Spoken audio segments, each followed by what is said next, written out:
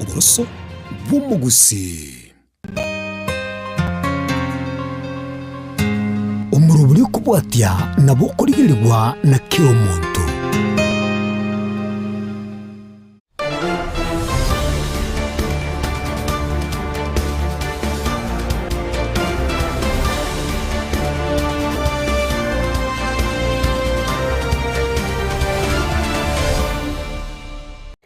Emambia engia omurigereria bwa Ensoko keronde no kwegena buna andonsia sore nigo gendrete bya nabo igo nigo gendrete kwegokia nemerubiri yaito kuruga iga Ensoko TV oboroso bwo mugusi chinsa ninye chabono mambia chabutokire chidagika 10 igoro mu rubiri rwa Etorobini ritkuria Alhamisi tariki 30 umutenyo gatano na kabere umwaka wa 2025 noyomo nigo umurubiri rwa Etorobini chakire bano tuguchigusanga naye kurubono iga wika chinsa isano nemo cyumugaso gweretkoria rero wise kugenda asensemo yemitandao yekerero nabo gotonyora Ensoko TV asensemo ya Facebook nabo igo YouTube nabo gotonyora umurubiri iga asenchira ya bene kigima kero gwikiroro regento gukora nyara kuba guko like nabo go share erindo umurubiri iga oikire abantu abange kigima nabo tambe Etorobini tokumurekera ari agendete gwateka ime nabo igo iskoyense asensemo ya kabire nguchikumira ntore nabageni baito ase studio aburit kuria rero tuguchikumurekera obochenu bobonge ntoko korene kingangu ikaransore ase TV ya oike erinde tonyako batogo semani ari agendrete gokorekana eriane ngorokwa Linet Nyambane nene Ensoko TV oboroso bwomugusi.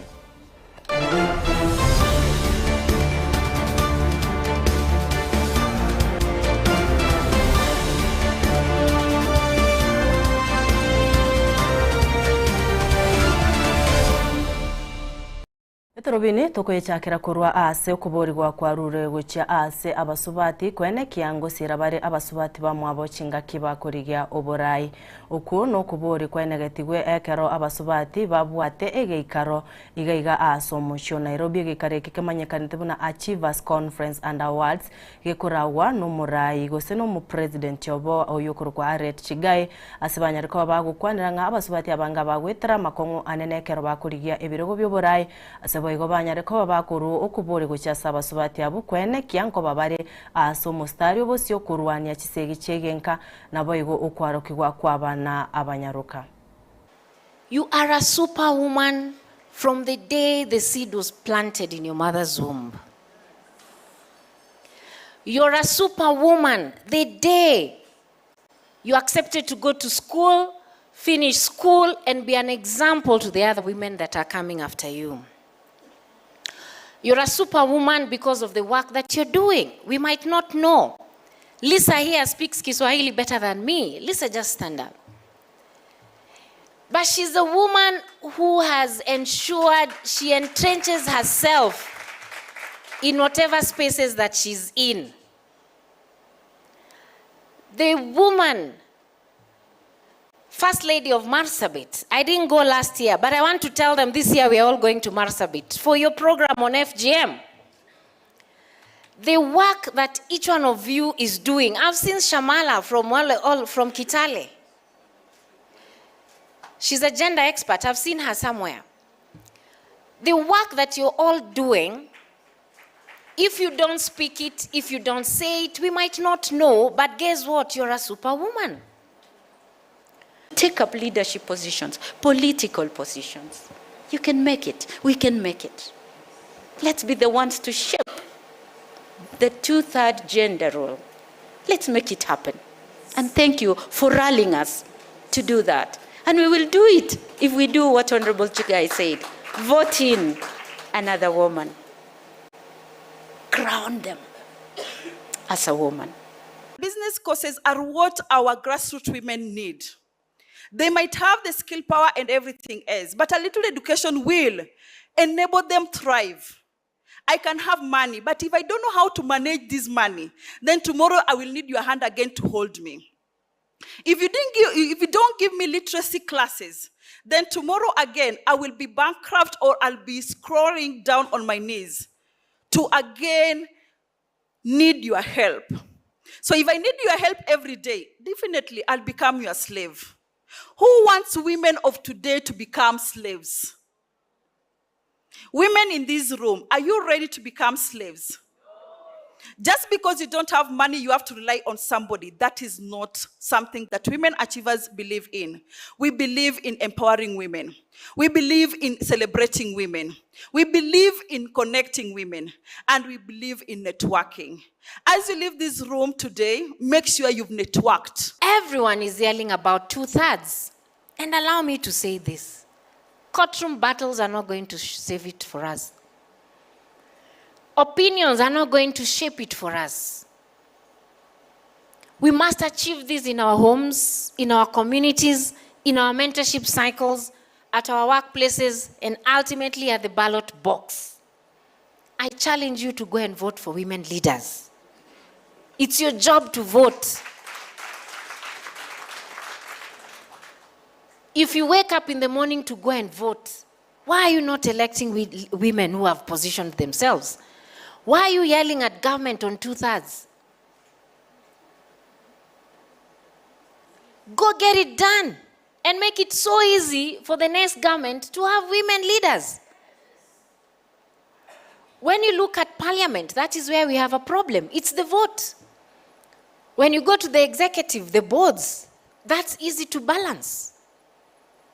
But when it comes to the vote, it's competition. Women must compete. Women must be elected. So why are we not electing women? Women cannot do it alone. Africa will only become the Africa our daughters deserve when we build it together. And to the young women listening today, please don't wait until someone tells you that you are ready. No one will. You probably never will hear it. Dream anyway. Apply anyway. Lead anyway. Start anyway. Because confidence doesn't come before courage. It is courage that comes after confidence. So be confident. Thank you. We have our Wangari Maathai. And these are lessons that we must learn. She reminds us that it's the little things citizens do that will make the difference. You being here, you might think is something minute, but it's the little things that you do that will change this world. Wangari Maathai planted trees. She planted hope. She planted justice. She planted courage to stand firm even when standing alone seemed very difficult. She taught us that leadership is service to humanity and stewardship of creation. As a young girl, all I remember is Wangari Maathai's hair pulled out. How many remember that photo in Standard newspaper? How many? I was a young girl. But that is the picture I see today. You women in your quest to do good things, your hairs are pulled out like Wangari Maathai. With the people that you know, with the people you sit with every day. But I'm here to tell you, go plait it back. Go plait it back. And stand tall, even if it means you're standing alone as a soldier.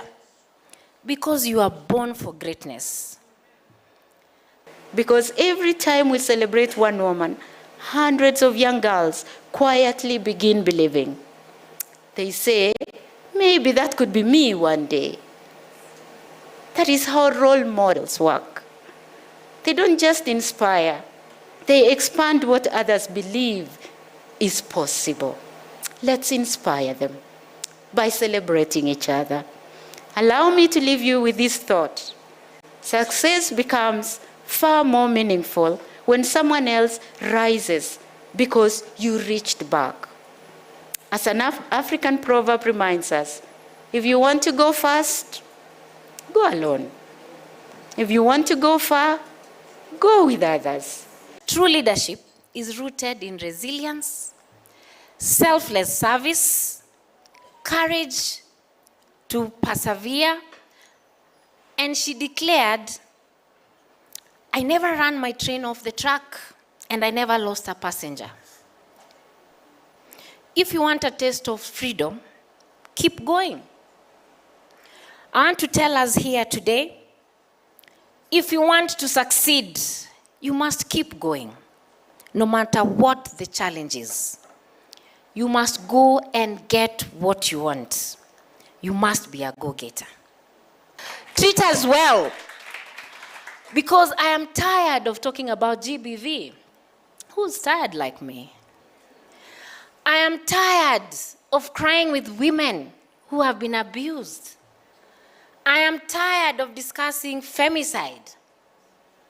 And I've said, we are not going to sit in boardrooms again to discuss GBV and femicide.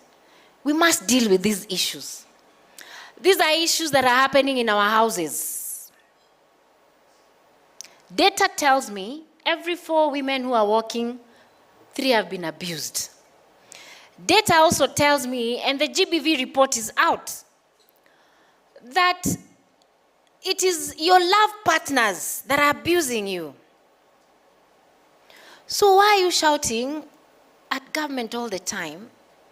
Yet these things are in our homes, and we have refused to talk about them.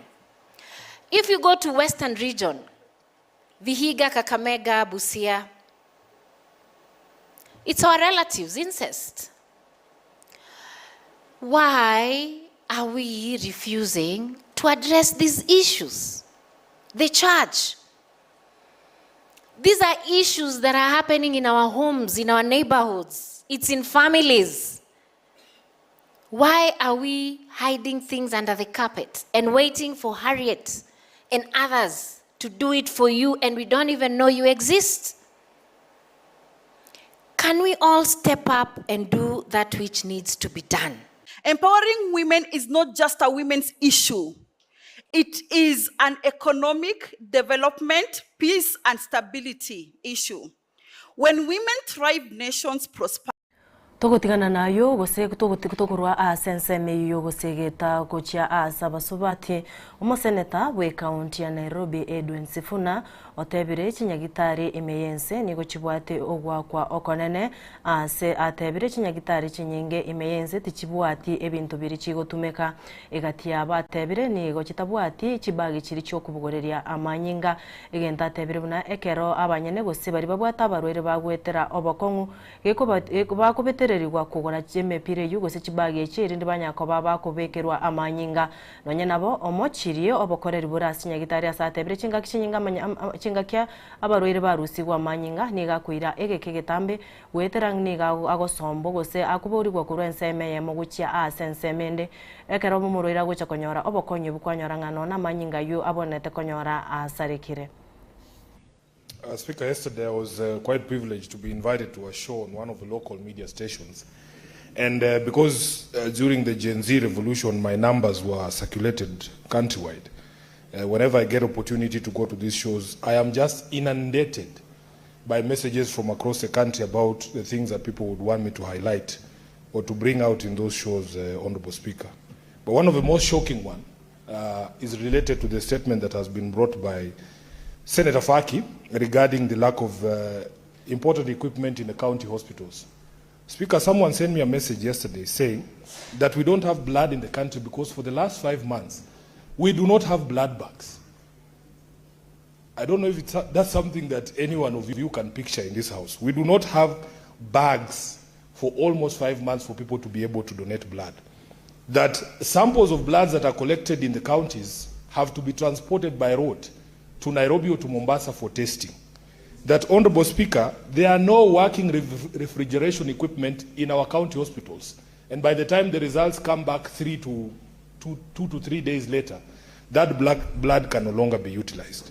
Speaker, the most shocking revelation from that particular message was that knowing the need on the ground, especially in emergency circumstances, health workers are taking chances of infusing people with blood that has not been tested because or in order to be able to save lives. So, Honorable Speaker, even donors are being told, if you are a blood donor, if you want to donate blood, you come with your own bag. So when people tell us that our healthcare system is working in this country, and you have stories such as the ones that have been told, and stories such as the ones that we're being told by Senator Faki, there's a problem with our healthcare. You know, I hear people saying, oh, if SHA is working, we should just all say it is working. our healthcare system is broken, and Honorable Speaker, we have to address these issues. Some of the people in government are here when they count the success of the current health system.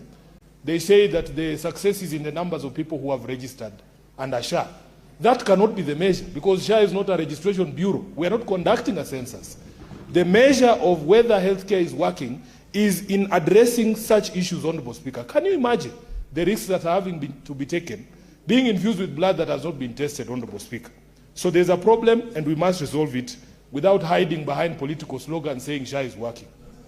Lastly, Honorable Speaker, you are aware that I had quite a weekend. We threw quite a bash in Kitale and Bungoma counties. And we want to thank the people of Trans Nzoia and Bungoma for coming out to say no to this culture of goonism. Because all of us have a constitutional right, Honorable Speaker, to be able to meet with people, to be able to talk to people, to be able to sell our ideas. When you see things like what happened in Keumbu, it is people who are no longer able to compete on ideas. They have chosen violence in order. Togotigana na yogo stokuru ayu yesenet niko tokogenda goika ase ensemo ya wa munyoro ase omurai bw'ikiama gya DCP Rigathi Gachagua umeranire na bari bakurwanirira ebirogo ao ase ekurwa account ya Nyeri ase enke ya yegotoka wa munyoro ukwana kurwa ase enke yo Gachagua nigo atebiribuna gosoruro kubore gucia asabara yabo kwene kibuna nkoni bare ekiame kyo gya DCP nabo igasa bene keringa obochori bwa mchujo nigo boguchikoba bwekene no bwasi okugwanjereria gutayo asebono anyareko bagakuru kubore gucia asegesa kukyomo ikoyo gochicha amo asatebiribuna nige kiame kikerengete guchigotenenia ebirego ao asobochori bore bostyo. Had William Ruto allowed me to help him run government and advise him, today, nobody will be talking one time. But when I try to advise him on how to run a government, akakuwa mujeuri, akalete fitina na akalete vita. But, hiyo kazi yote tumefanya tangu wakati ya Kenyatta, wakati ya Moi, all of it have been rubbished by greedy leaders from this area.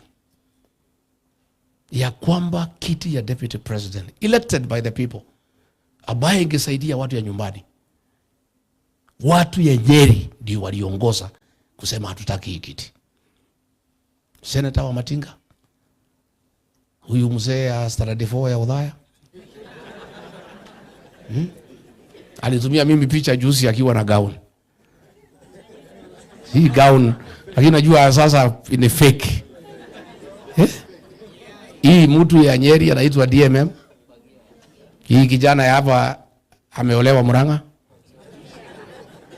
You know mimi sielewi mtu ya Mathera anaweza olewa namna gani. Because we are tough men. We marry other women. Na sisi ndio wenye kusema ameolewa hapo Murang'a. Huyu mama county, huyu Mukami. These are people, they are an embarrassment to our county and our people. They have really embarrassed us. Wakitafuta pesa kidogo kwa Ruto.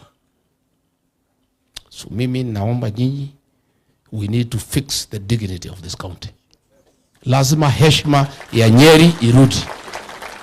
Mimi, even if I will do nothing else for this county, I want to be an active participant in restoring the dignity of the people of Nyeri. Na mimi nitajitolea. Na hii mzee ingine anaitwa Wainaina na Sheni.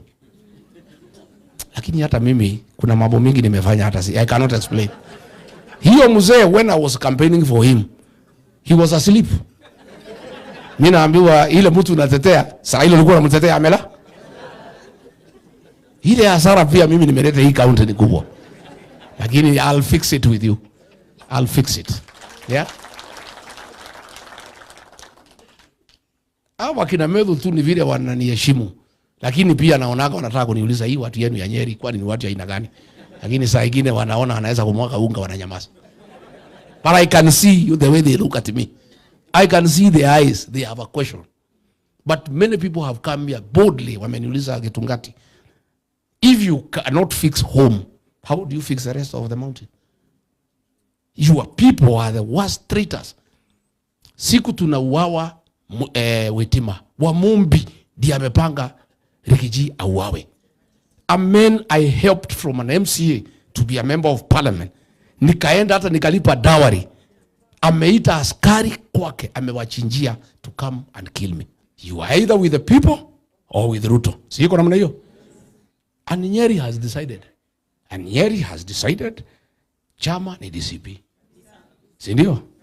Kiti ya governor, senator, women rep, wabunge wote 6, 30 MCAs. That is the way it is. It is that way. And it is that way. And I can tell you, nobody hapa bila DCP atakuwa anything. Hapa Nyeri, I want to prophesy. William Ruto will not have agents. I know. Si mimi najua hii watu ya Nyeri. Isipokuwa ni hii wasaliti wa kutafuta tubo yao. Nyeri people are very patriotic. And they stand with their own and the truth. And they feel so bad that walipata kiti ya deputy president. Watu ya nyumbani wakayuza. The people of Nyeri are very offended. And although they don't talk much, wamenyamaza wanangoja siku. I have no preferred candidate for any seat. Hata moja. And I will not have. You are all my people, the Nyeri people are mine. And because uchaguzi itaishia nomination, I must allow the people of Nyeri to choose their next leaders. Si ndio? Na since uchaguzi utaishia nomination, si lazima tuwapatie watu nafasi. So kwenda tafuta kura. If you are the most popular, you are the next leader. Because after our nomination in March, uchaguzi umefanya nini? Maisha. Ile kazi itakuwa hapa ni kujua kina mama tutawasafirisha namna gani kwenda kwa kura. Wale watu watakuwa Kiamarika police station, tutapanga namna gani na OCS awaachilie wapige kura alafu warudi kwa cell. Hiyo ndio kazi tutakuwa nayo hapa. There will be no other work here. See, that is true. So my people, I want to assure you that I'll personally make sure there is free and fair nomination. Let's now sell the party na muuze chama kwa kila mkutano. Mkipewa nafasi, you must explain to the people gari yetu ni gani. Na hii chama kuuza ni rahisi because one, hii rangi ya green is the easiest. It's wealth. It's prosperity. Greenness, hata ng'ombe zinafurahia green. Wacha binadamu. Hata sisi wakati iko green tunapata terere. So it's a good party to sell. Na mumeona vile imefanyika Olkalao. Na hiyo ilikuwa ni kionjo. Bado. Dika Songo hapa Nyeri kwanza hapa. I have allowed him 1,000 votes in other areas. It is Nyeri. 300 maximum. 300. Kwa constituency. 300 maximum.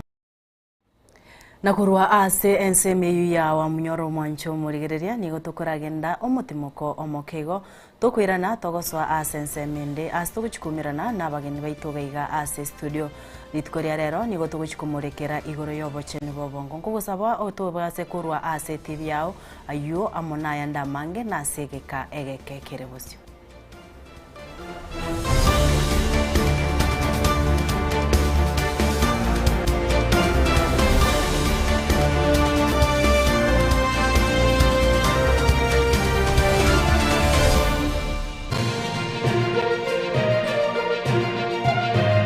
Eye ni Ensoko TV, uboroso bw'umugusi. My name is Albert Omariba. I'm the principal of Kitwebe Technical Training Institute. Kitwebe Technical Training Institute is a government institution situated in Nyamira County. We admit our students as from Standard 8 to Form 4 across all departments. Our students receive help and capitation from the government, therefore there is no worry of the fee payment. And our students pass very well in all departments, and we are able to achieve 90% pass. Ni kweli Gitwebe Technical Training Institute ni chuo ambacho kimebobea na kinatoa mafunzo katika kiwango cha diploma, certificate na artisan katika kozi zifuatazo: Electrical and Electronics Engineering, Building and Civil Engineering, Fashion Design, Cosmetology, ICT, Business Management, Water Technology, Hairdressing and Beauty Therapy, Social Work and Community Development, Plumbing, Welding, kati ya nyinginezo. We are having a May intake going on. We have 8 departments, and we have the Center of Excellence in Fashion and Design. We are actually the best in this region. This region means Nyanza and Western. So we are welcoming students who can seek admission to undertake courses and training in our various departments. So welcome to this community and learn, get the skills, and then from there you can be self-employed or you can seek for employment. Thank you. Vile tuna short courses za computer packages na German language. Gitwebe Technical Training Institute. Skills for self-reliance.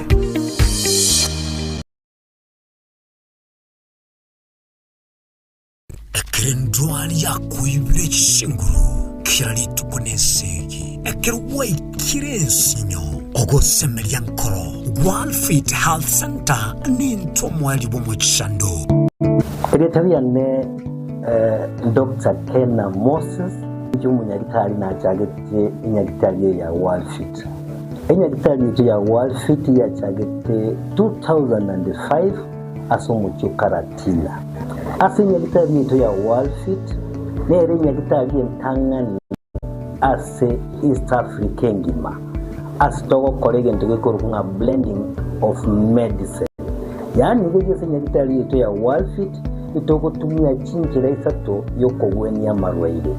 Tuatumia enjire ya kawaida tukurukanga conventional medicine, tuatumia nutritional medicine, na ande tuatumia ndikunga international herbal medicine. Asinya itali yeito itoko make sure nga tuakolide diagnosis, tuamanyire mechando ya bobwate mwekere njira ya professional laboratory testing, tuamanyago kwa mayogo. Anye kwa buli uwa mrembane chindwali chinko mbuno buriri bwisukari, high blood pressure, arthritis, ulcers, na hemorrhoid egati ya mange, toba nobuoba.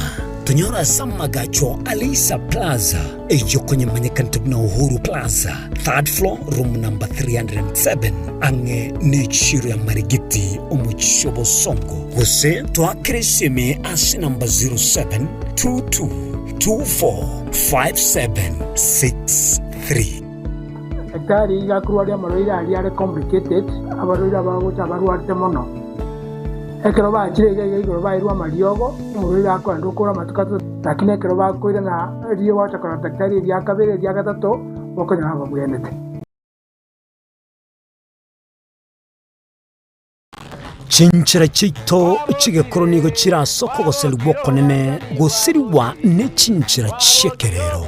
Ekira kikiagarira Ensoko TV twachire gutorigesa ku kyomugusi kurwa soko limera asendiba y'abanyandwariro oboroso bomugusi boigekerwe omugusi bono ne chinjira cyago goikaransanse na kubeke TV yawo kwene kingangwe somye uregekoro kyomugusi wetero murobiryo bwigekoro gyeito hasi tokomera nabaga kaba Samuelere naboigabanye nabanyika Eligo kwanero ukwebogia chindagira amasikani chinyangi nemejega ao yumugusi kera litsuko ria ramisi chinsa ibere igoro ime TV yawo nambe Ensoko TV na Stephen Nyarike Mbunde tolende ekimira eye Ensoko TV oboroso bw'umugusi ekoro yeito ime Ensoko aye Ensoko ekoro yeito ime Ensoko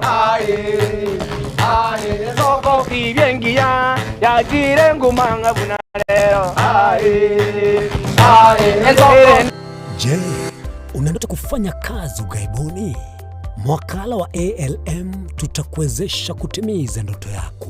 Tunatoa ajira katika nyanja mbalimbali kwenye mataifa ya Qatar, Milki za Kiarabu, Saudia, Bahrain, bara Europa, miongoni mwa mengine. We are legally registered by the National Employment Authorities and we are licensed to do manpower recruitment for different countries. Currently we are reaching companies in UAE, in Qatar, Russia, and we are hoping to enlarge our boundaries. Kwa maelezo zaidi, wasiliana nasi kwa nambari 0721151500 au 0729690571 au unaweza kutembelea katika ofisi zetu zilizopo jijini Nairobi katika jumba la Delta House, orofa ya pili, chumba nambari 204 katika barabara ya University Way. Tupigie simu utimize ndoto yako ya ng'ambo. Karibuni sana.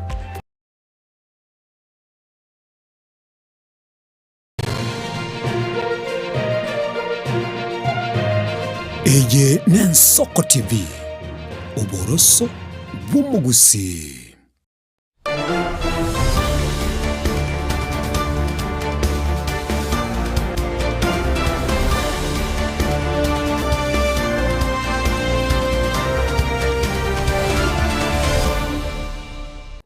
Biamono kigima omurigirire bw'Ensoko kerone no kwegena nigore ase TV yawe keruna nakumanyia abori tangani sensemo ya kabere yo moroberi nigo tuguchikomerana n'abageni baito abo baikirega ase studio abo tuguchikomorekera ritkoria rero obochenu bwobongo rero ritkoria rero murigire bw'Ensoko ngo gusabanga oikaranso ikesengenjo nigo tuguchikuburukania omono abageni baito mbari bagusi lakini obosemi borobo ikonyore giswaye na kera kingia gusinya ikaranso ikwemanyingana ki na kyobonete komenya nabo igona kyobonete kurinda omubero nario utanyore obokongu ritkoria rero nigo mbwate omungwana naro ku Alan Asava na boigo Alan Lawrence igwekero kuba distinguish gose kuba differentiate ayo mwangu muruka Asava no yonde Lawrence lakini bonsi kwanza nani anaitwa Alan Asava Alan Lawrence ndio Alan Asava.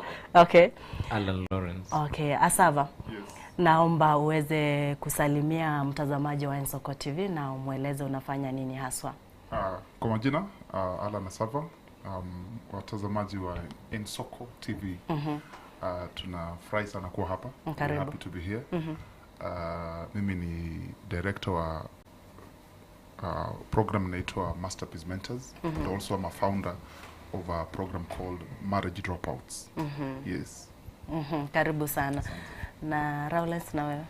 Thank you so much for having me. Kwa majina naitwa Alan Lawrence. I happen to be a relationship coach, counseling psychologist. I also run a mentorship program called the Love Banquets, whereby we educate, we encourage each other on matters to do with love and mental health in general. And I'm also an author of several books that have published out there. Lawrence, tukianza kuongea hasa mental health. Yeah. Ni nini hasa inakuja kwa akili yako wewe kama coach? Wow. It's an interesting space. Ni kwamba mental health ni same na venye mtu unaweza kuwa unaendelea na maisha yako ya kawaida. But deep down uko na ugonjwa wenye haujui, let's say malaria. But baadaye ndio unakuja una realize ni aje kumbe nimekuwa na hii malaria for quite some time. So the same case with mental health. So mental health is basically the way tunafanya vitu, then baadaye unakuja tunaanza kuona effect za mental and healthiness, for lack of a better word. Yeah. Asava, tukikuja saidi yako naona nini tumesema wewe ni life and relationship coach. Yes. How do you deal with such cases? Unajua watu mwanadamu wanataka kuwa guided. Hakuna mwanadamu ambaye anajua kila kitu. Everybody needs to be guided. So as a life coach or as a relationship coach, kazi yetu sana kubwa ni ku advise people, ku guide people, kupatia watu mwelekeo wa kimaisha, so that mtu ajue tofauti ya ukichukua hii barabara utaenda aje ufike aje, ukichukua hii barabara utaenda aje ufike aje. So when we connect life na mental health issues, tunasema mtu ambaye hana afya ya akili ni mtu ambaye hawezi fanya uamuzi vizuri. Hakuna mtu ambaye ako na mental health issues anaweza kufanya uamuzi thabiti. Yeah, so that's why to us it's very important that we work on people's mental state so that people are empowered to make a right decision. Tunasema hivi, when you make the right decisions, you'll always be on the right direction. And as long as you're on the right direction, you are headed to the right destination. But watu wengi sana, they are headed to the wrong destination because they have been robbed the power to make the right decisions in life. So as long as you're not able, mtu ambaye akona shida za kiakili ni mtu ambaye amenyang'anywa nguvu ya ku make right calls in life. So to us, you cannot do life if you are not in a space where you can think right, feel right, act right, choose right. In fact, if you cannot even think right, you can't even live right. It begins with how you think, how you feel, how you act, choices you make, and the life you choose to live. Yeah. Since you are umesema you are a life coach, yes. What gives my life a sense of meaning? When umesema you cannot do the right thing wakati uko labda na wrong place. Now what gives my life a sense of meaning? Mindset is everything in life. If you don't have the right state of mind, life is not worth living. Kama hauna the right attitude towards life, life is not worth living. Because the state of a man's mind defines everything a man is. You are defined by the state of your mind. Because everything rises and falls on the state of somebody's mindset. So if you have a problem with your mindset, you can never get it right. You can't get it right and get it right. Sorry, you can't get it wrong and get it right.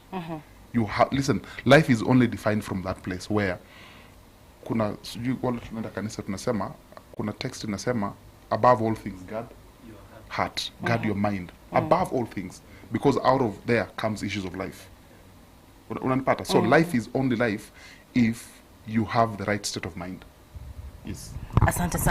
Asante sana wakati ambapo tunaendelea umoncho murigereria kero tukukumanyinga ni gotogendete kumurekera obocheni bobongo na keko gera twaretira babwatani obaranyare ko baba kutuegeria na boigo bagoto obosemi kubwatekana nga chinjeraki obwenerete komenya buya na boigo bomenyo obuyamboro bibiga ekero banyare ko ba tutebinga ritangani gento kirio korengereri na kiko geranga naki okunyara ko bago komenya obugima burubiya na boigo na kiuranyare ko ba toa obongo bwa umuchando. Wakati tunaendelea Rowlands, hapa unapata most of your clients ni wagani, ni students wa mama ama wazee? Ni wagani aswa unapata ndio unasaidia? Mostly it cuts across. Unapata these days people are more aware to who they are becoming. So unajipata in most cases we don't have a defined let's say class, or we do not have a defined set of people, but we deal with a wide range of personalities. Kwa sababu saizi mental health ina affect kila mtu, whether mtoto pale nyumbani, mtoto pale shuleni, wewe kazini, and all aspects, like even in the office setup unajipata people are just bleeding, people are just hurting. So akikuja ofisini anaanza kureact on to you based on hata hujamfanyia kitu chochote. So you look at it hata kwa matatu, anywhere there is a lot of issues people are battling with there, but waja come to a full realization of what they are battling. But because of their awareness, because of us having this kind of conversation, that is why even thank for creating a platform like this whereby tunadiscuss mambo ya mental health. So unaona yule mtu ambaye anatazama wakati ambapo tunaendelea ata realize inafika mahali anaona kwamba maybe akona issue na mental health yake, that is when they will be able to reach out. Yeah. Breakups tuseme girlfriend, boyfriend, tuseme agencies zinaletanga mental health issues. Sana. The way Alan was saying earlier on, unapata kwamba everything rises on the state of your mental health. But again also, unapata everything kwa maisha inakuwa pegged on relationships. So if I'm not, mi mwenyewe mentally siko sawa, hata wakati naenda kwa relationship na yule mtu mwingine nitaenda ku affect yule mtu mwingine. Ama unajipata mimi nimeinvest so much into this relationship, by the fact that huyu mtu anakani kama ameni disappoint kidogo, inafanya my mental state inaenda chini. That is why wakati ambapo unaingia kwa relationship, fanya vitu, ukiinvest vitu because ni wewe, si kwa sababu unatarajia yule mtu mwingine aweze kukuja kukubenefit. And that is what ina sponsor a lot of frustrations today in marriages and relationships, because people are doing things in expecting something. I simply say never try to buy love, kwa sababu ukijaribu kununua mapenzi you'll never finish paying for it, and again you'll pay with your life. Yep. Asava, you have something to add? On the same. In fact, statistics zinaonyesha kwamba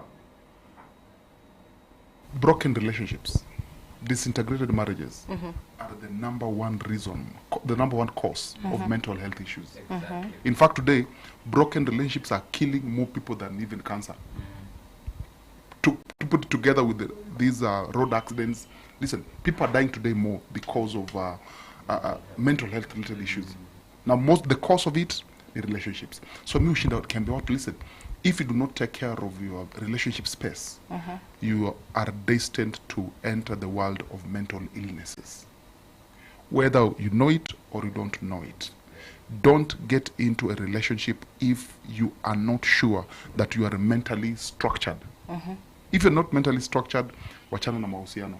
Lakini unajua, tuseme ukiingia kwa hayo mahusiano, uingie utoke. But something may happen, you have to leave, ama mtu amekuacha. Yes. Hukuwa unatarajia people are not empowered. Unajua watu wengi, people are not empowered to take disappointment. You know, disappointment is a way of life. Yeah. Many people are not empowered to take disappointment as a way of life.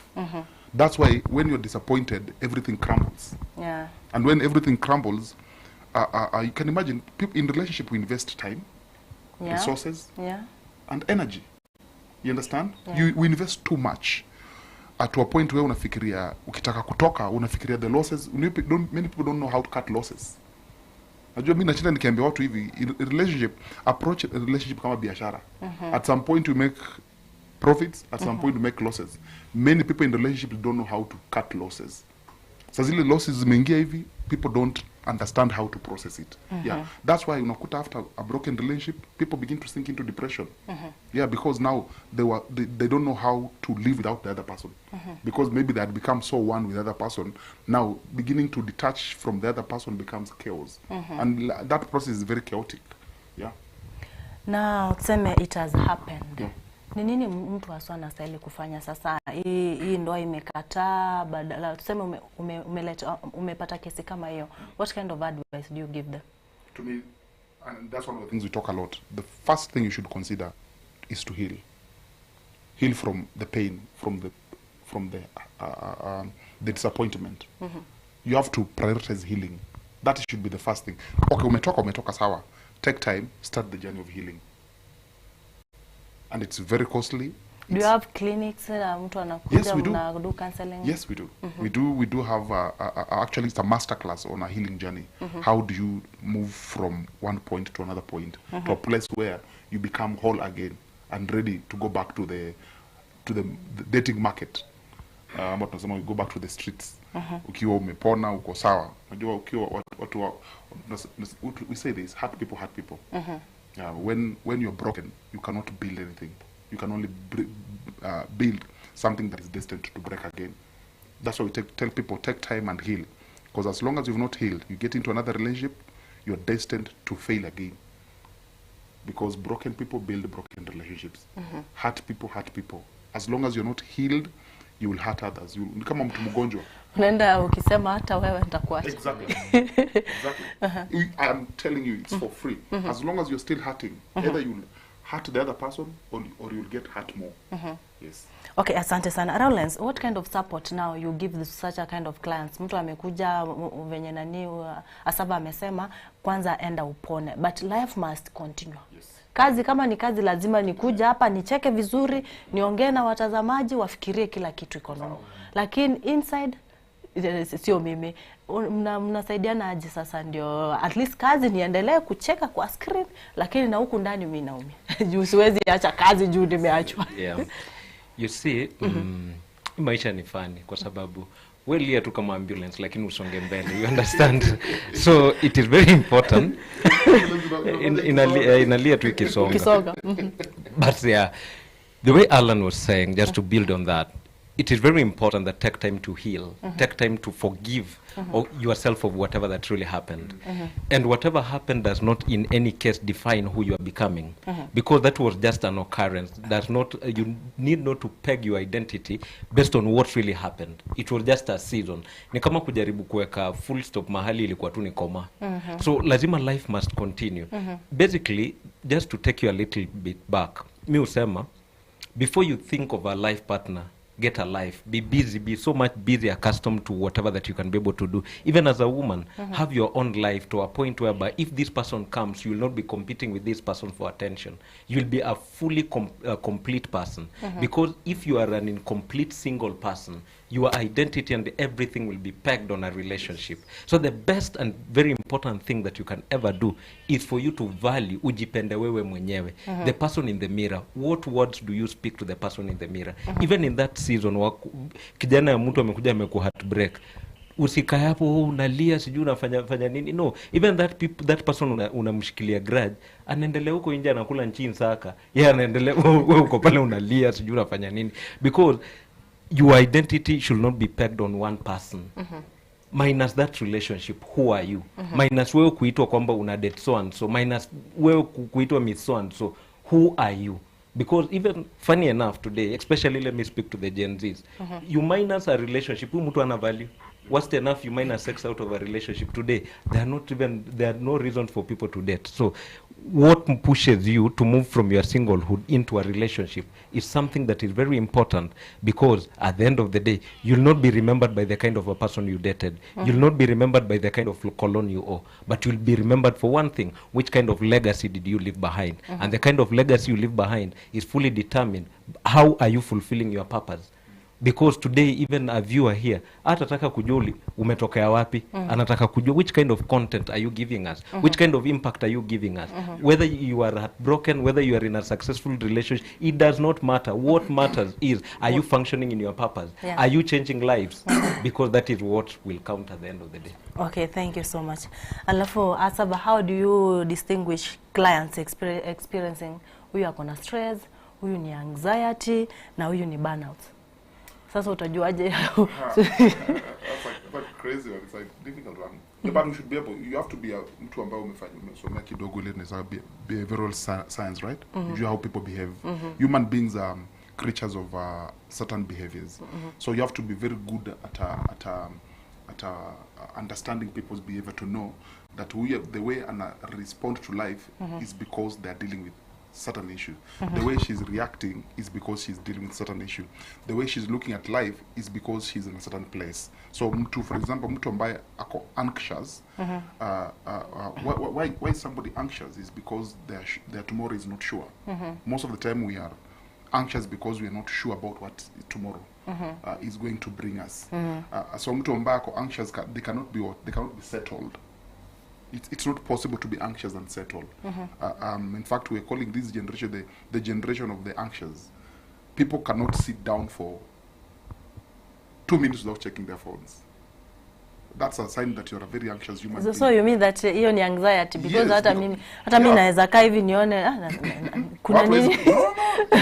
These are very anxious generation. Mtu huwezi kaa chini bila kuangalia it tells you that you're so distracted.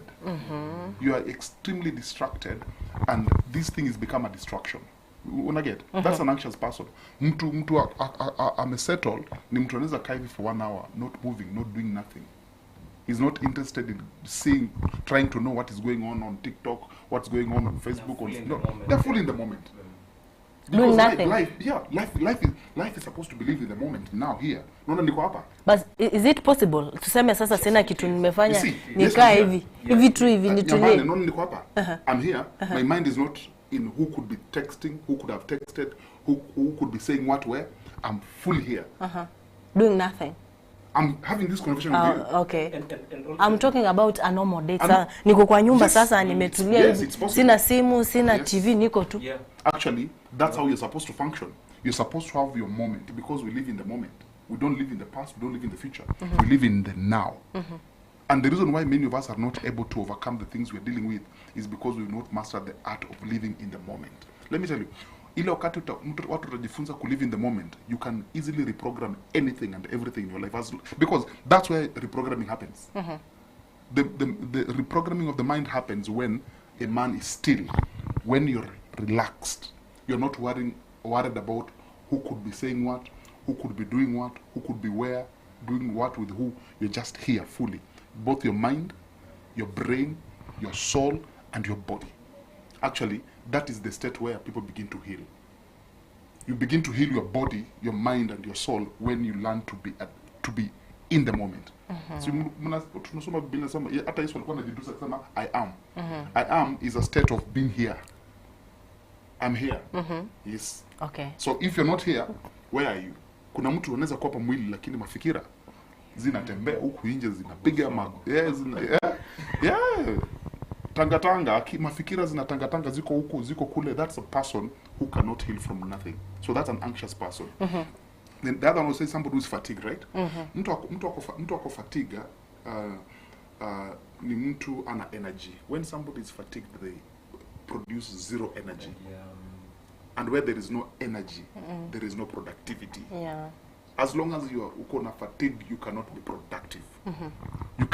I have never met a person who is fatigued who is productive, because energy is everything. Life is energy, and energy is life.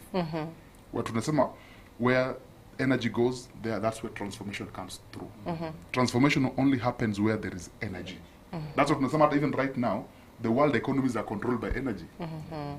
Everything is controlled by energy. Even you. You are who you are because of the energy that you produce, you carry. People call it aura or something. Aura, yes. You say, look at that man. He has this too much energy. And I release too much energy. Why? That's a person who is not fatigued. You cannot be fatigued and release energy. Kuna nene hapo, kuna labda tuseme kuna watu unapata ni walevi. Asubuhi akiamka mnasema ni lock. Lazima atoe lock. Asipotoa lock hakuna kitu chafanyika. Sasa hiyo tunasema ako under this category of mental. Yes. That's somebody who is mentally ill. Sasa tuseme anastahili kukaaje sasa? Huyo ni mtu anafaa that's why we have rehab centers, right? Sasa hiyo ndio okay. Reprogramming. Tuacha tuweke. When did you distinguish ama differentiate hii ni therapy na hii sasa imeenda tuende nini, sasa imeenda ni coach na therapy? Sasa tujue huyu anastahili sasa aende rehab. Na huyu sasa tunaweza mcoach tumsaidie. Ikifika hapo unajuaje? Sasa zile somebody, for example, when you become fully dependent. You know, mtu zile imefika mahali they cannot do without liquor, and liquor cannot do without them. As in, liquor cannot do without you, you cannot do without liquor. In other words, your mental frame is full of that one thing. You cannot think about anything else except this one thing. It means you've lost your sense of being who you're always supposed to be. You're no longer you. You know, get? That's now, it's not, in fact, tunasema we move from where you're no longer using liquor. Liquor is using you. You know, there's a difference between somebody who is using liquor and somebody who is being used by liquor. Now, it means that you've lost control. And as long as you've lost control, it is no longer you who is living. It is you living in liquor rather than liquor living in you. Huyo ndo mtu sana hapelekwe kwa rehab center. Huyo mtu ambako beyond these normal therapies we have. Huyo somebody is supposed to be taken to a rehab. You see, the beauty of rehabs is the environment. You know, we keep saying this, we're all products of our environments. Actually, the biggest game changer in rehab centers is the fact that you're being just taken from one environment to another environment, because environments program people or can reprogram people. We are all products of our environments. Environment determines who you become, defines who you are. Environments decide for you what to do. Kuna mahali unaweza enda, hiyo environment hata isikuruhusu fanya mambo fulani. because unaangalia vile watu wanaishi kwa hii place, the things they're doing, unaona hapa unajua hapa huwezi fanya zile hapo huwezi ishi. Exactly. You understand? Yeah. Asante sana Rowlands. Kuna mwingine hapa anauliza, anasema anaitwa Briska from Kajiado, anauliza hebu niulizia wageni, mtu akiwa wazimu shida ni gani? Ako mentally stable ama unstable? Unaweza guzia hiyo? Sema na mad people wenye tunaona wanaokota nini, shida yao ni gani? Unajua, by the time mtu anakuja na kuwa mad, it means that their mental well-being was not taken care of. What we are just seeing ni byproduct of the ignored signals that were supposed to be rescued from the very onset. It's just like me usema, if you do not deal with the snake in the book of Genesis, becomes the dragon in the book of Revelation. So here you are dealing with a full-blown case of a mental health issue that you did ignore. Ni kama tu inazanga pole whereby this person kwa ofisi mnaona huyu mtu ana behave hivi but mnaanza kusema ukuwa hivyo. You understand? So we tend to ignore instead of us paying attention to that, because sometimes people react, and the moment people are reacting, we need to listen to what is not being said more than what is being said. For example, mtu anakuja hivi, the way we cite that example whereby this person akiamka asubuhi kitu ya kwanza anasema nataka kutoa lock. Listen to what is not being communicated more than what is being communicated, because silently this person there is anajaribu communicate but sisi hatupati. That is why we need to make it our full responsibility to be aware of our environment, whereby mtu anakuanga hivi but today ana behave differently. What is this person saying? Even in the same case out there tunapata, it's so easy for us to keep throwing stones. Unaona a very good young man amanza all of a sudden amanza kuwa womanizer. Unashangaa what is the problem? Tunaanza kumjaja ule Kevo uko mbaya, Brian uko mbaya, but atujasikiza what Brian is trying to communicate.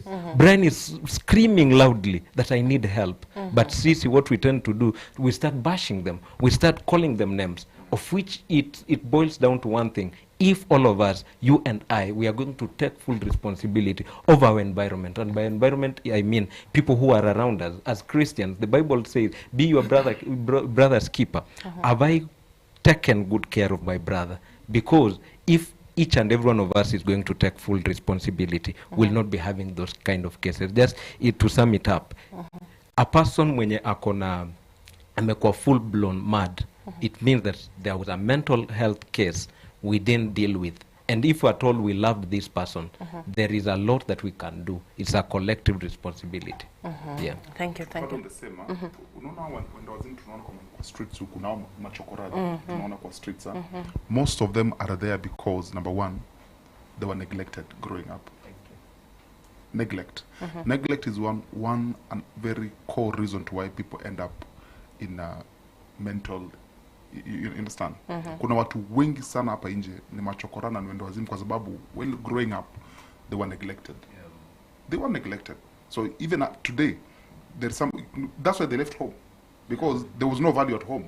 What is the value of being in a place where nobody cares, nobody listens?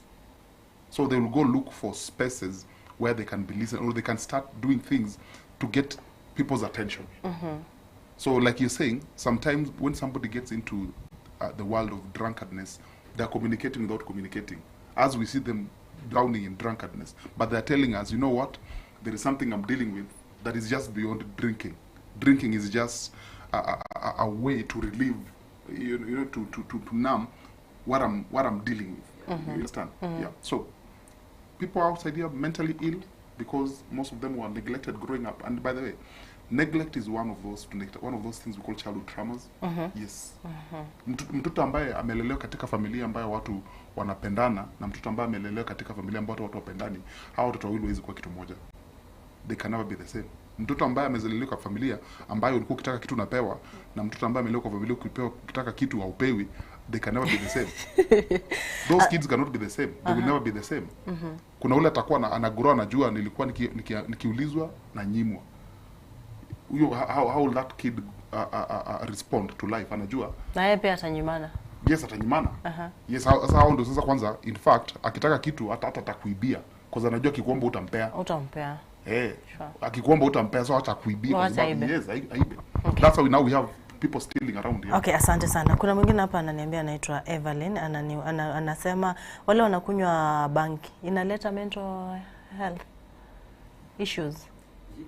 Juu anasema there are some scenarios unapata mtu anakunywa bangi anakaa wazimu kabisa, lakini kama hajakunywa ako vizuri, wengine anakunywa anakuwa wazimu sasa. Yeah, because you see the way earlier on Alan was saying, unapata mtu amekuwa fully dependent on bangi.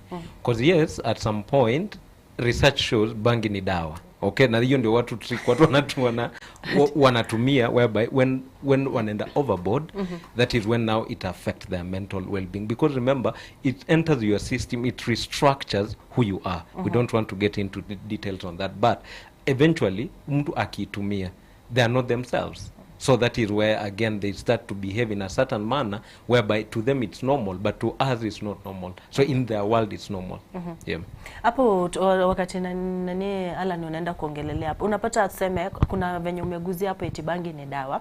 So tuseme ni dawa wakati mtu anakunywa, anatumia, anafanya kazi yani ile extra, anaweza lima shamba vizuri ama hiyo ni dawa ama unajua kitu moja watu waelewi. Everything is good but not everything is good for you. Everything is good but not everything is good for you. Kitu wanadamu wengi wafanyi, we don't take time to understand ourselves. When you understand yourselves, you will know what works for you and what doesn't work for you. Just because I smoke and it worked for them does not mean if you smoked it will work for you. So understand your body. You understand? It's called human autonomy. Understand. Maybe the things I don't do. Not that I can't, but I know if I try to do it will not work for me. But I can see it's working for this one. Because I understand myself. I know what works for me. I know what can work against me. Not that whatever they're doing is bad. That's what Nasema, everything is permissible. But not everything is beneficial. Just because it's permitted does not mean it adds value. So to me, I'll not smoke. Not because it's bad, but because it doesn't add value to me. Maybe I'll drink because this is the value it brings to me. Then I will go to that place. To me, basically, it's value addition. If it's not adding value to me, I don't care. Whether it's good or bad, I'm not just doing it. Asante sana.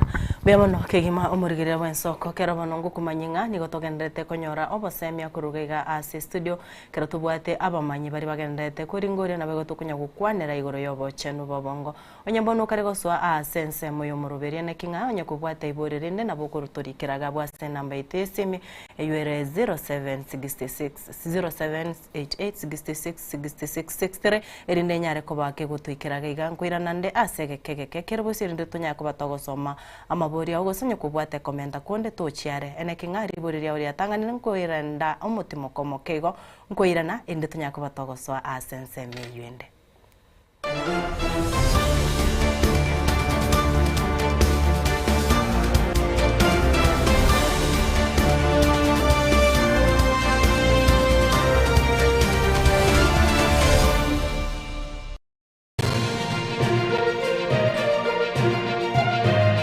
Eye Ensoko TV oboroso bumugusi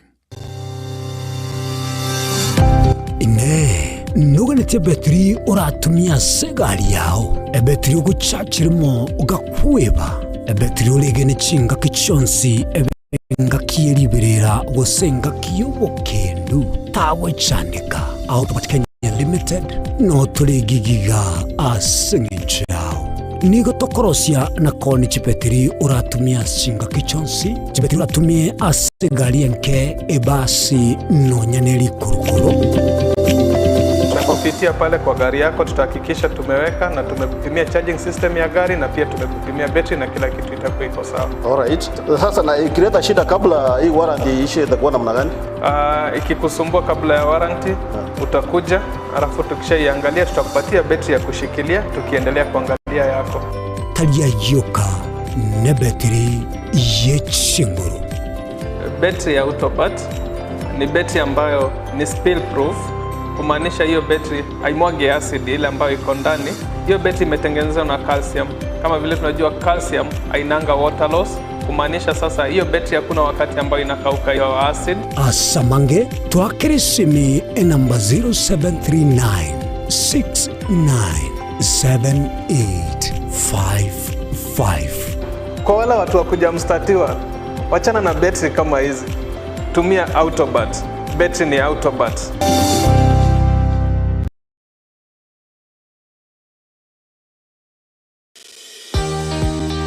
Obutindi n'obusombasia amate ninki kere tokore asamari etangoro ko munyagitari bosire koru Betami Rehabilitation Center. Betami Rehabilitation Center togotoka asegusi ensemo ya Gesonso na Nairobi ga ogoche ensemo ya Ungatarunga Xerian Road. Ime ya Betami nigo togokonya abantu bari amaruna amariogo yogotindi asariri obongo bwabo.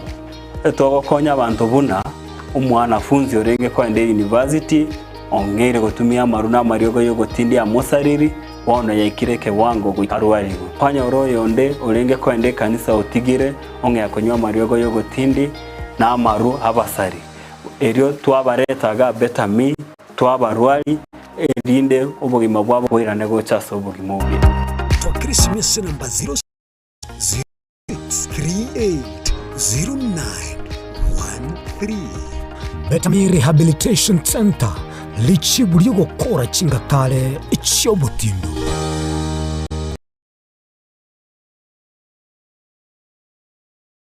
Chinchira chito chigekoro nigo chirasoko goseluboko nene gosiriwa ne chinchira chekerero ekira kicyagire Ensoko TV twakire gutorigesa ku kyomugusi kurwa soko limera asendiba y'abanyandwariro obusobo omugusi boigekerwe omugusi bono ne chinchira cyago goikaransanse na kubeke TV yawo kwene kingangwe esomyo oregekoro kyomugusi wetero murobiryo bwigekoro gyeito hasi tokomera nabaga kabasamwerere naboigabange nabanyika eriko kwanero okwebogia chindagira amasikani chinyangi nemejega ao y'omugusi kera rituko ria ramisi chinsa ibere igoro ime ye TV yawo na mbe Ensoko TV na Stephen Nyarike Mbunde tolende ekimira eye Ensoko TV oboroso bw'omugusi Yekoro yeito ime Ensoko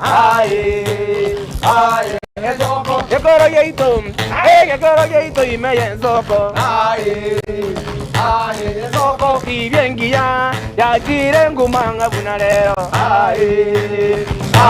Ensoko eye Ensoko TV oboroso bw'omugusi.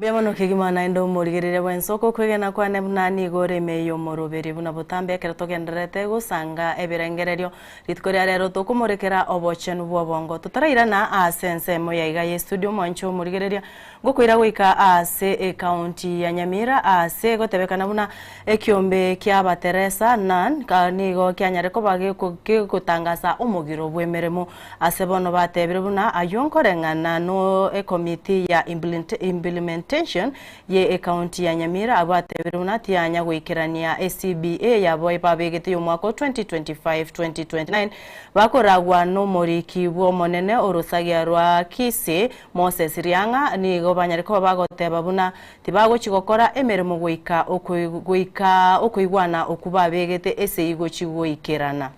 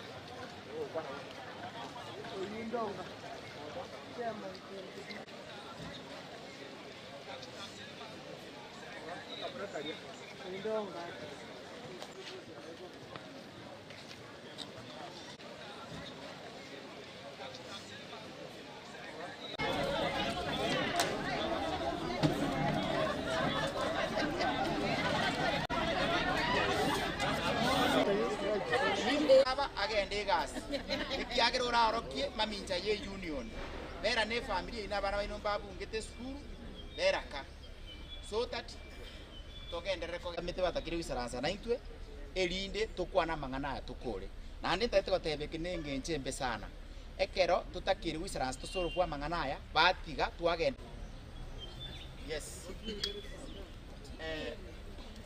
crispy crispy Utasonga kwa mbele.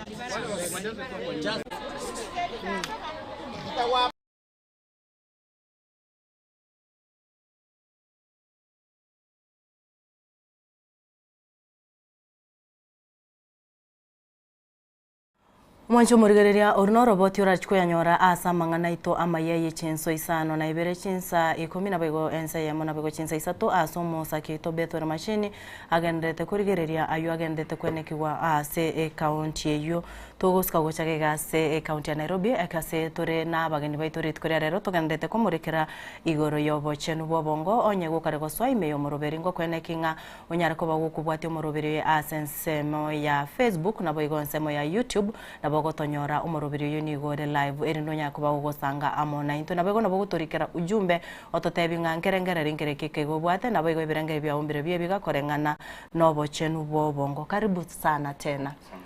Ni kama nimekoroga sana naona. Tunasema nobo chenu bobongo hiyo ndio sasa mental health.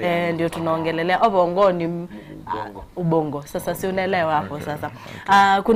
Kuna wasikilizaji walikuwa na venye tumesema hapa mnafanya sessions ama therapy mnasaidia wale watu wako na hiyo shida.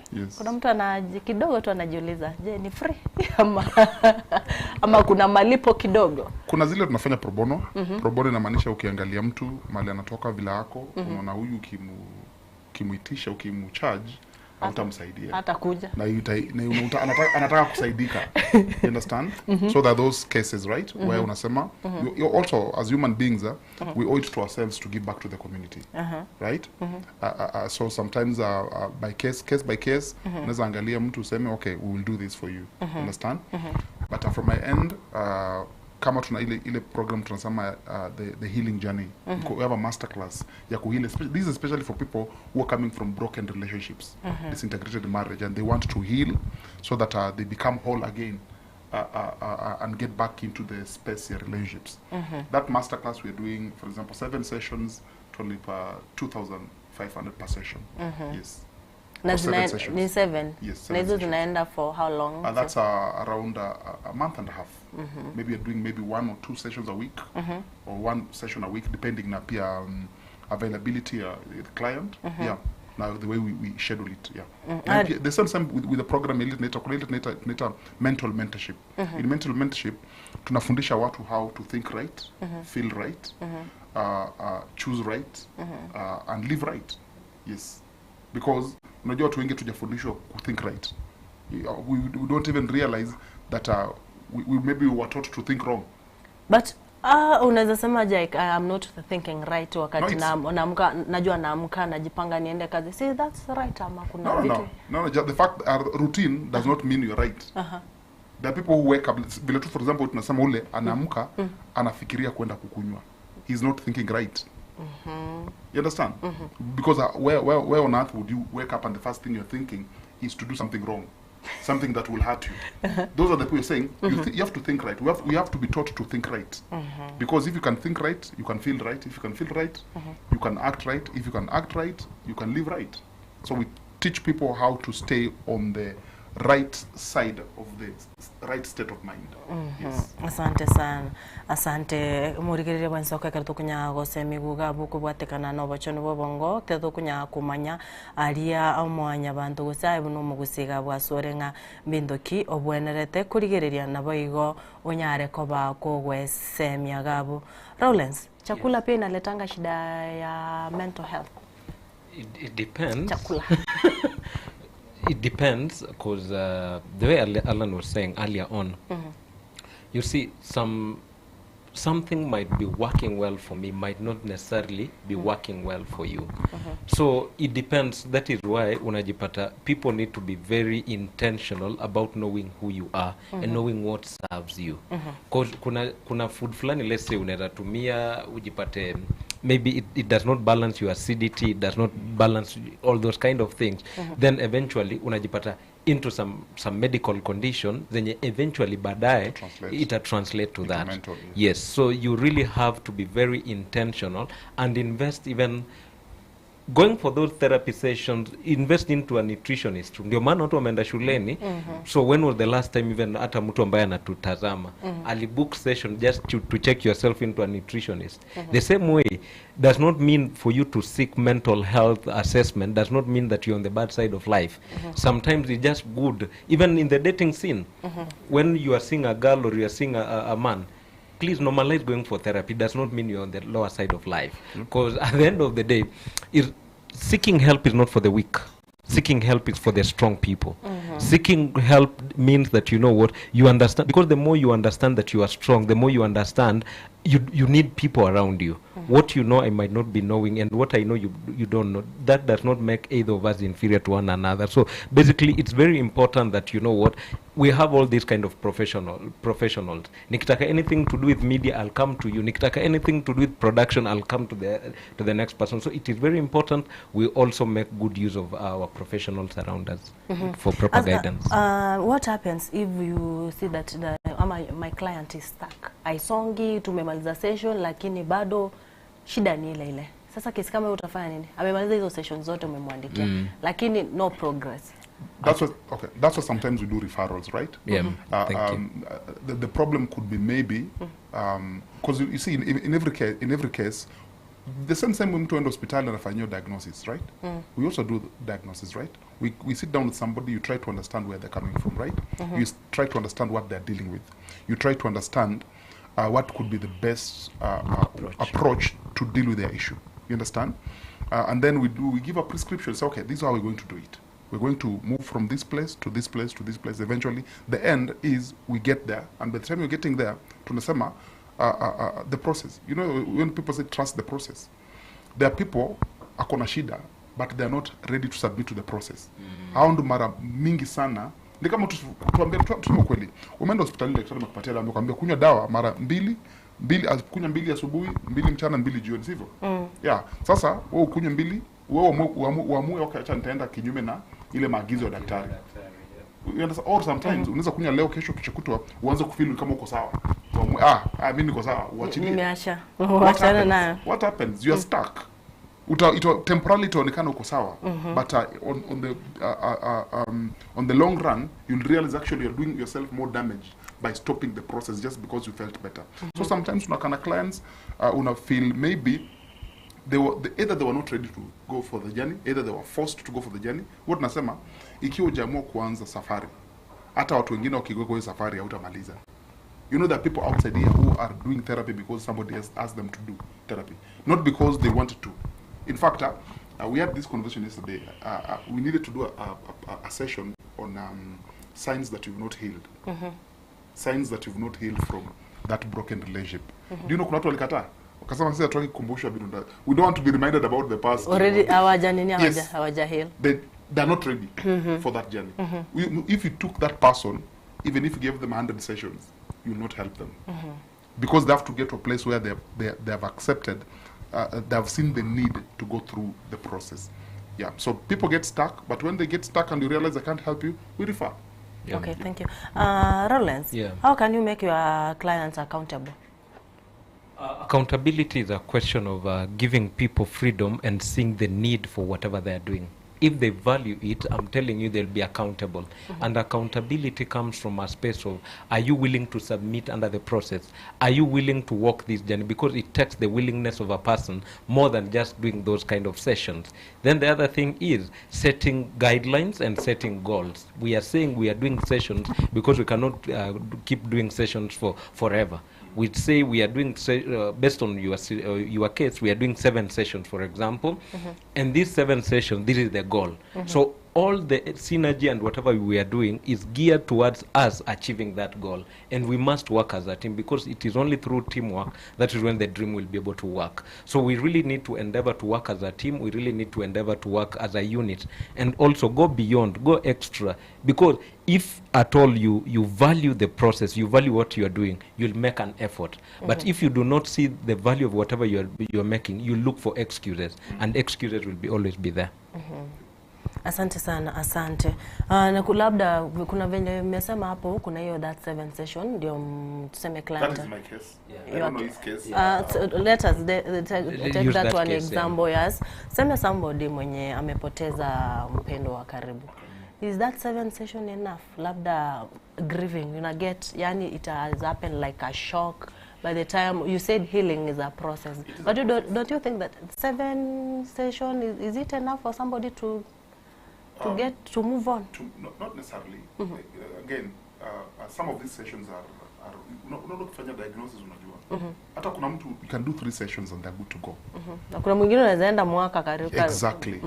It depends with a lot, because when it comes to healing there are no timelines per se. We just put timelines as a guiding factor, but different people heal differently.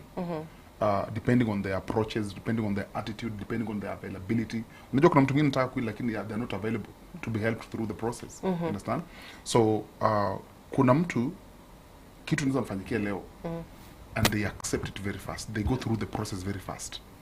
Their stages, they go through the stages very fast because they value the importance of going through or getting through to the other side. Then there are people who they would want, unajua kuna watu wanatumianga unajua sympathy earns money. Unajua watu tunataka kwa in politics they say that they're looking for sympathy votes. Exactly. Exactly. So there's somebody who does not want to heal because anajua heal sympathy zitafanya nini? Zitapungua, zitapotea. So they want to get stuck there. They want to stay there. They don't want to move. They want to do nothing. So on case situations kuna mtu 7 sessions or more. Kuna ule mtu sessions 7 ni mingi. Kuna mwingine 7 ni ndogo. But the question is, ukiangalia mtu mwambie 7 sessions would be enough. Are they willing to do 10? Are they ready to go for 15 or 10, 12 sessions? Yeah. Asante sana. Rowlands, what type of clients benefit most from you? Tuseme venye uko hivi umedeal na wagani sana? Tuseme a wide range because being in the relationship space again, and by the way I'm rated as one of the best relationship coaches in the country, so unapata clients ni wengi, so unapata the aspect of relationships and marriages, people are hurting out here, people are just a sad couple with happy photos online, so it reaches to a space whereby you look at it, if somebody's relationship is affecting them, you will see in their work ethic, you will see the way wanajituma. Hata majama wanapata mtu anaenda gym 24/7, si tu mtu anapenda gym, mtu ako heartbroken, mtu they are not mentally okay, so they are just doing that as a cover up. So in most cases relationships in a way watu a lot. Number 2 ni working space, nusema office politics, because unapata office politics zinafanya watu, yani inaffect mtu cause anatoka nyumbani yako sawa, but anakuja working environment is so toxic to them, so they eventually succumb to mental health cases. So it is a relationship for me, and number 2 is the working space. And just to echo what Alan was saying, you see through that ukisha determine ni nini nasumbua huyu mtu, that is when you tailor a program based on whatever they are doing. And let's say kwa hiyo case ya grieving, grieving is never linear. Kuna watu, people will heal differently, people will process pain in a different way. So unaangalia huyu mtu, what are some of the things that anastahili afanye, what are some of the things, and how long will the duration take, and working as a team. Eventually I'll emphasize that, whereby if we are working together, anakuja ananiambia hii na hii na hii na hii, we become accountable to one another. Through that things will just be okay. Thank you. Okay, thank you. Venye umesema hapo, labda ina depend what kind of nini, labda niko na shida gani. Kuna mtu mwenye akiamka akiwa kwa nyumba ako vizuri, lakini akiamka asubuhi kwenda kazi ako na stress. Sasa tuseme such cases, do you advise somebody to quit, ama unafanya juu hii kazi ndio inampatia shida? Nini tuseme weekend yako vizuri, lakini Monday anasema jamani naenda kukatana na yule muhindi. You see, I hear you. But and again, let's just be honest. Sometimes you might be listening for listening or asking for, like, let me put it this way. You might be looking for a problem, but you are listening to the problem itself. To this extent, you know, it's so easy for me to sit here and even blame my partner, sit here and blame my working space. But maybe I'm the cause of that problem. Let's just be honest with one another. So, mimi siwezi advise mtu in the first place kwanza ati awachane na kazi. No, kwa sababu eventually we need to find a way for how you are going to navigate through that kind of a storm. Remember, there is no perfect environment. There is no perfect husband. There is no perfect colleague. There is no perfect wife. All of us took on a flaws zetu. It's just, number one is for us to accept. I'll use this analogy. Tukiwa wadogo ulikuwa unaenda kupanda juu ya mti, unachuna mapera ama unachuna whatever. Ukikanyaga ile branch iko mbaya, unaweza anguka. Sio tunaweza utaanguka. But kama utaanguka, ukijaribu kungangana kukataa kuanguka, utaumia. Lakini ukikubali tu anguke mara moja, I'm telling you, you will be able, hata kama utaumia sana. What am I trying to say? I'm trying to say is, kama umejipata kwa such kind of an environment, when you come for sessions, you approach Alan or myself here, first things, accept, maybe I'm the problem or the working space is the problem. How do we now navigate through this? Because hakuna mahali ship itakuwa rahisi. Is you now to learn on how to survive in the storms. How do you survive in the storms? Because hata kama hii environment uja heal from it, you've not learned how to navigate toxic work environment. Hata ukipata job mahali kwingine, still you'll manifest the same kind of an environment into your brain.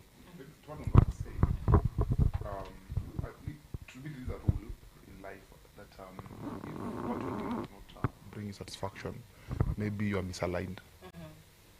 If you being here does not give you satisfaction, maybe you're not supposed to be here. You understand?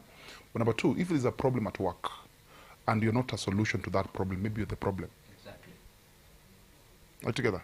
If there's a problem at work and you're not providing solution to that problem, maybe you are the problem. Because solution-oriented people always find problems as an opportunity to bring something that is bigger. So kama kuna shida kazini now you're not offering solutions, you are part then of the problem. you're part of the problem. You're part of the problem. Yeah. So again, if it's not working, sometimes it's not worth it. But always find solutions to every problems you see around. But kama unafikiria kuamka asubuhi unasikia uko stressed kwenda kazini, maybe you need to rethink. Yeah. You need to rethink the whole thing. Lakini unajua ni labda kuna targets, unajua venye economy kuna watu wako sales, tuambiane ukweli. Unajua zile targets zenye ziko hii wiki. Unasema Mungu wangu na leo ni Monday. Na zile target huwezi acha kazi juu ndio inakusaidia kuishi, lakini bado unaona inakupatia pressure. Go through the sessions, go through, like, if you cannot maybe reach Alan or reach another counselor, find a safe space. Like there is a colleague of yours, maybe you can discuss with them and find how you can be able to navigate. Sometimes your problem is just a conversation away with another person. Then through that you'll be able to find a solution. Because in one way or another, we are looking for finances. In one way or another, you'll also be an employer somewhere. Maybe you'll be that toxic employer. Back to the bottom line is, just try and find a place whereby you can discuss these things and be open-minded. Sometimes what causes a lot of frustrations, even in our lives, is because we are having so much expectations of ourselves. Please, you are just a human being. Please, you are trying and you are not on the worst ladder of life. Then at the end of the day, what is the worst that can happen? Please, there is nothing, as long as you are still breathing. I'm telling you, you'll navigate that. Because this is challenge yako ya kwanza kupitia. You've gone through a lot of challenges and you've emerged out successful. So brace yourself, be positive about it, because it all begins in your brain. It all starts in your brain. Just be positive and try to navigate that kind of a situation with a lot of optimism or rather positivity. Asante. Tumeongea sana juu ya coaching. Will you mind telling us what kind of coaching techniques and frameworks you use? In terms of unajua mtu kuna mtu anashindwa hii coaching ni ya ball. Kwanza ni nini? To me, like I said, when it comes to life coaching, three things are very important. Decision making, direction, and destination. To me, that's when it comes to life coaching. That's what I anchor on. Help people make right decisions. keep people on the right direction, and make sure they get to the destination they always envisioned, right? It means, Nyambane, you have a vision. You're coming from somewhere, and you're headed somewhere. How do we get there?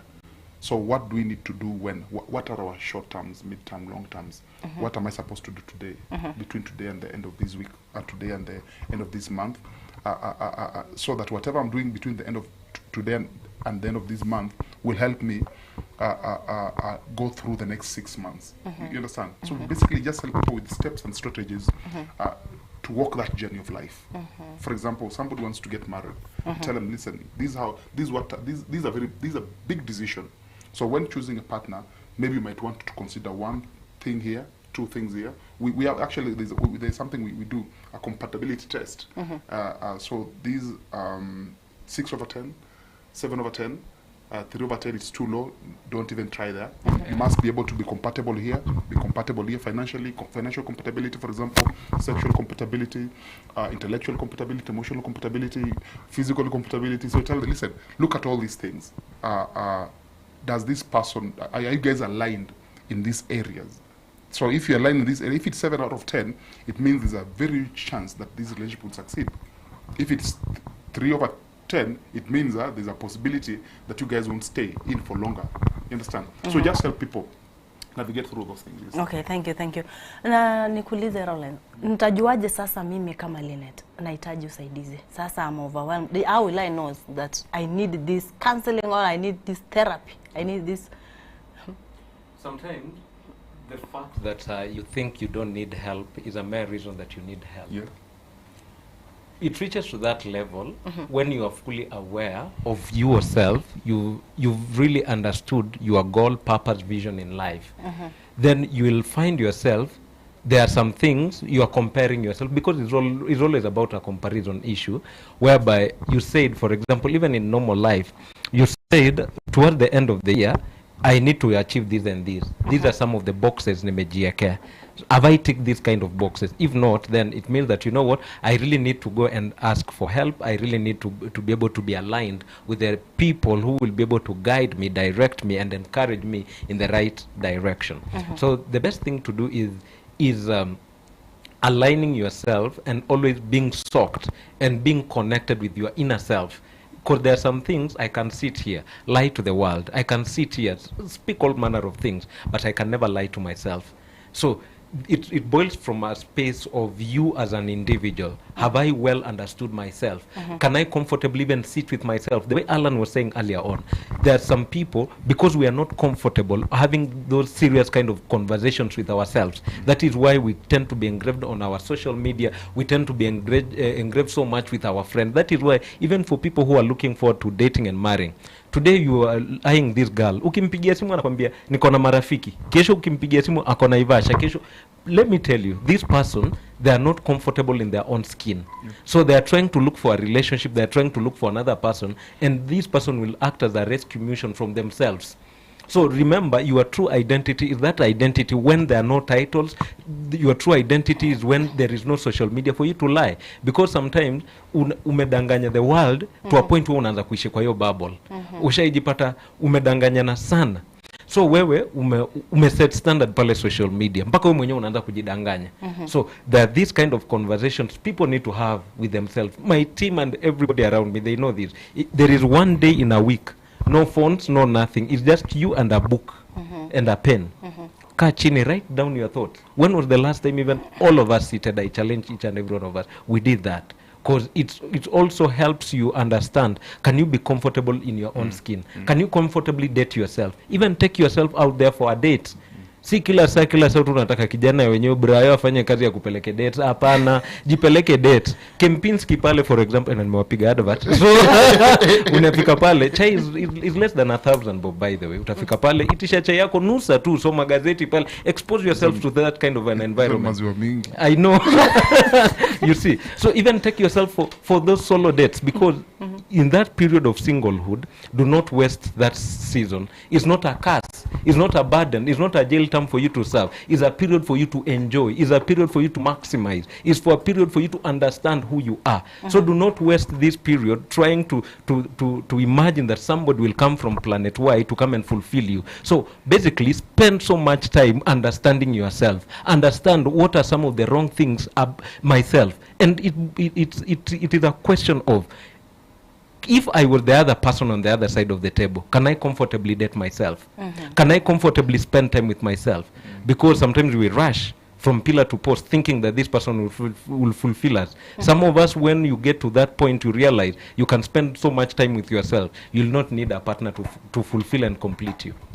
To add on that, Nyambane, this is how you know you need help. When you're overworking or overdoing. They say too much of something. When you realize you're overworking, you're oversleeping, you're overeating, you're overchatting, you're overtexting, overposting, everything is over. You need help. Yes, if you're always doing, listen, even when you're doing the right thing, there's a place we call balance. People need to learn to balance and live in a balanced way. You understand? So if you're always overdoing something, there's a problem. Overdrinking, problem. Yes. Those extremes are a sign that you need help. Asante sana, asante. Naona tumebaki na dakika kidogo sana. Sasa ningeomba at least tufanye final touch. Useme unapatikana wapi, what do you over? Tuseme hapa Nairobi. Kuna mtu anakusikiza, angependa sana juu umempatia mawaidha mazuri akuje kwako. Pale TikTok kuna program na run inaitwa marriage dropouts. Mnaweza kujoin every night from 7:30 to 11. Ile program, ile platform ya kusaidia watu ambao wametoka katika ndoa kuelewa what it takes to move from one point to another point. Mostly people coming from broken relationships. We help people navigate through the world of character development, but also heal from character development issues, you know. Unaweza kupata kwa namba ya simu pale kwenye hizo platform, whether it's Facebook, TikTok, Instagram, yes, our numbers are there. Okay. Yes. Na director wangu ananiambia Joshua Nyauma, unajua ni Gen Z, kama umemuona yule ananiambia advice wanapitia mengi. Wanapitia mengi. Advice in terms of relationships. Advice this is the first step. Nashinda nikiambia watu. If you are ever going to be in a successful relationship. Successful relationships begin with you having a successful relationship with yourself. If you do not have a successful relationship with yourself, you will never have a successful relationship with no one. You understand? And to have a successful relationship with yourself, you have to find you first before you find her or him. Finding you means you, one, know who you are. I think that's where Lauren started. We said, apart from this, who are you? Because this is what you do. This is not who you are. You understand? Yeah. Nyambane is your name. It's not who you are. So I ask you, who are you? Will you tell me who you are? So if you cannot answer that question, who am I? Then you're not fit to be in any kind of a relationship. It means that if you don't know you, you cannot know the other person. So know you, define you, but also believe in you. Okay. Yes. Asante sana. Lawrence, unapatikana wapi na ushauri wako wa mwisho? Okay. Across all social media platforms at Alan Lawrence. We have our website www.alanlawrence. And get in touch with us. Or even on YouTube, we have amazing content right there. You can also order our books. Right there, you'll be able to find a number for you to order our books. And we have our books also in Nairobi CBD in one of the bookshops. So you can easily walk in and find a copy of, or copies of our books. Then my last advice to each and every person watching is, at the end of the day, never let a relationship or marriage define you, because if you give a relationship power to define you, I'm telling you, you'll be confined by that relationship. At the end of the day, that person had broke you, but doesn't mean that you know what your life has to come to a stop. There is so much potential, there is so much greatness in the inside of you. Do not try to waste that because of a heartbreak, or do not just try to waste that on the foundation of a relationship. So get busy fulfilling purpose and functioning in purpose before you think or get a life partner. It is very important. Thank you. Asante sana. Mbia mono kigimanga itenga abasai. Kwanza studio maigani bwata abasai wange akina Joshua Nyauma, akina Lois Moiguro bosemi obonekero no kwegenanga. Na bari bonsi barisiko gari banyarire ko baba konyora obosemi. Na wikeraga bo mancho murigerera no to gukorera omweri bo morobere yonko gosabero gendere gutwara chinga kichingia na boigo gendere gutwara oburigereri borobuya wikanande ebiro bindekero turachikomera na asembero kurukwa Linet Nyambane.